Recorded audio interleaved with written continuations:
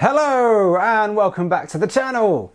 Today we're going to be discussing skiing and the impacts it has on veganism and the world. Let's go! It's Laurent's vegan vlogs, yeah! Now, I really love skiing. No, I mean, I really love skiing. I've been skiing for the last 21 years, every single year, non-stop, as much action as I can possibly get on the mountain.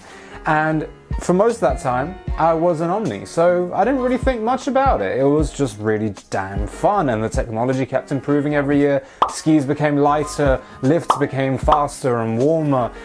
Everything was getting better. Until this year, where I was visiting in Canazei, which is in the Dolomiti area, an amazing area, which I've been visiting for the last 15 years. There's so much variety. Don't worry, this is not an advert for them. But this year it hit me. It hit me hard.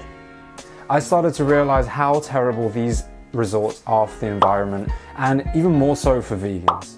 So last year I went as well, and it was my first year as a vegan going skiing, and damn, it was tough. I really did suffer, including actually vomiting in a restaurant whilst eating a mushroom dish that they swore had no butter or dairy in it, and hey presto, look what it had, butter and dairy in it.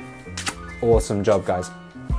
So yes, I learned very quickly that all you can eat on the mountains as a vegan is salad and fries, which, yeah, we talked about that before. It is a very fun thing to be eating for like a week and a half at least, every single day for 2 meals a day. Hello, darkness, my old friend. But regardless, this year I was actually surprised by this hotel, Jean Marie, who are offering vegan options for their residents, which was awesome. I had some of the best dinners ever, as you can see right here. Amazing dishes prepared by the chef there. Everything was completely vegan. It was wonderful. However, this is not really still reflected in the mountain, which is still completely and utterly not vegan at all. So food options are really limited in places like these. And it starts to make you think, because if the options are this limited for vegans, how difficult is it to get food up there in the first place? That they don't even want to bring vegan food. They don't even see it as a viable financial option. Bringing to light the realities of actually having such large resorts in such remote areas of the world with very little access aside from roads. It's going to cost a lot of money. It's going to cost the environment a hell of a lot. And it's going to take a lot of lorries, trucks, and cars to bring all of this food way up into the mountains, where it's hundreds and hundreds of kilometers from its original source. So we need to start thinking about this, especially as vegans, and I know that a lot of us like to get involved in winter sports like this, and it is something super important that we don't overlook the impact that we are having on our natural surroundings, something that is important to so many of us as vegans. And it is super important that we start to acknowledge the environmental impact of our actions when we do this. Now, yes, I know, I've already looked into it. It's an insane proposal to make, and to think that we can do this simply, it's just not going to happen. It may require prepared foods that we bring beforehand with us, which already adds difficulty to it, including refrigeration and transportation and a million other factors. And to a certain degree, some of these environmental impacts are unavoidable if you do still want to go skiing. So you may just have to ditch your conscience about that. But in an effort to try and make it somewhat of a viable option, let's think about it for a second.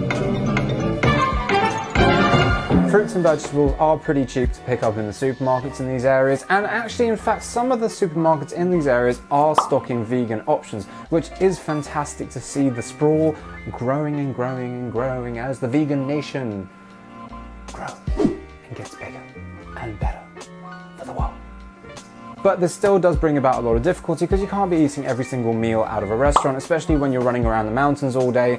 It's going to start weighing you down. Carrying all that food on your back is not really going to be very helpful, and it's probably going to get squished, broken, and a myriad of other things, unless, I don't know, you maybe this guy. So the answer isn't really there yet, and as with many sides of veganism, we are still waiting. We are waiting for someone to come through with the innovation, someone to come through with the idea of how we can make this sustainable, how we can make this work for us, and how we can make this work for the planet. the most important thing of all. If you have any ideas on how to make skiing a more vegan and eco-friendly pastime, then please do drop it down in the comments below. I'm thinking about this all the time and I want to figure something out. I will be talking about the ecological impact of skiing in a later video, where we will go in depth with the figures about all the snow cannons, about all the transportation costs, everything that is damaging our mountain surroundings and increasing the global warming in some of the most important places in the world where it really shouldn't be doing that. That's really scary. So please do subscribe and let me know what you think of the videos down in those comments below. The conversation starts right down there. I will see you in another video very shortly, but till then, have a really great vegan day.